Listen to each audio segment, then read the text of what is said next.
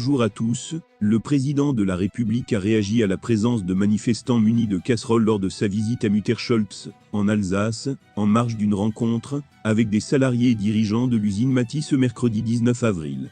Avant de continuer, abonnez-vous à ma page et activez la cloche pour ne rater aucune information. Ce n'est pas les casseroles qui font avancer la France, a déclaré Emmanuel Macron aux journalistes en marge de son déplacement à l'usine Maty, à Mutterscholz, Alsace, ce mercredi 19 avril. Des manifestants munis de casseroles attendaient le président de la République, qui devait aller échanger avec des salariés et les dirigeants de cette entreprise. Moi, ce qui m'intéresse, c'est ce qui va permettre à nos compatriotes de mieux vivre. Je n'ai pas le droit de m'arrêter, a-t-il encore assuré, rapporte BFM TV.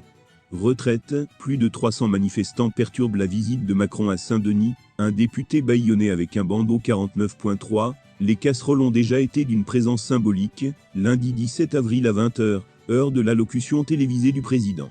À l'appel d'attaque, des manifestants se sont réunis un peu partout en France et ont réalisé un spectacle vivant de casseroles durant son discours aux Français, mais suivi par 1,1 centaine de milliers d'habitants.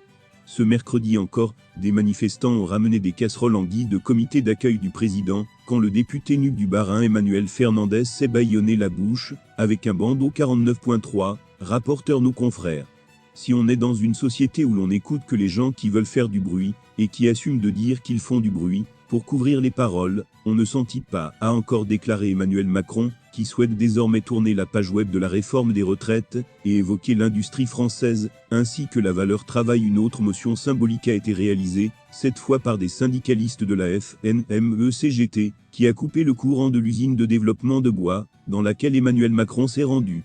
Une mise en sobriété énergétique du discours du président, selon le syndicat, dans les colonnes de Libération. Lors de l'élection de Sophie Binet à la tête du syndicat, celle-ci avait prévenu dans une vidéo partagée sur les réseaux sociaux. « Il fera tout noir chez toi », rappelle un syndicaliste interrogé par nos confrères. C'est choisi fait. La Fédération des mines et de l'énergie s'est engagée dans les colonnes du quotidien. Partout où l'exécutif ira, les énergéticiens seront là aussi. Cela ne s'arrêtera pas jusqu'au retrait de la réforme des retraites. Pour le président, il est donc temps d'avancer et de se concentrer, ce mercredi, sur la requête de l'industrie. Il n'a pas manqué de préciser qu'un camp paix, qui s'est désindustrialisé, est affaibli. Bain de foule sous l'huée. Emmanuel Macron s'est ensuite rendu à Sélestat, où il a renoué avec la sous-culture du bain de foule, selon le journal Quartier. Les dernières nouvelles d'Alsace. S'il n'y avait ni banderole, ni casserole, l'arrivée du président s'est faite sous les huées et les appels à la diffusion. Sur la requête de l'industrie, il n'a pas manqué de préciser qu'un camp paix, qui s'est désindustrialisé, est affaibli. Bain de foule sous les huées. Emmanuel Macron s'est ensuite rendu à Sélestat, où il a renoué avec le mode de vie du bain de foule, selon le journal Quartier. Les dernières nouvelles d'Alsace. S'il n'y avait ni banderole, ni casserole, l'arrivée du président s'est faite sous les huées et les appels à la diffusion.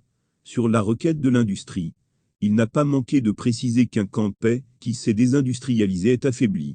Bain de foule sous les huées. Emmanuel Macron s'est ensuite rendu à Sélestat, où il a renoué avec le mode de vie du bain de foule, selon le journal à proximité, les dernières nouvelles d'Alsace. Merci d'avoir regardé la vidéo de bout en bout. N'oubliez pas de liker et de laisser un commentaire.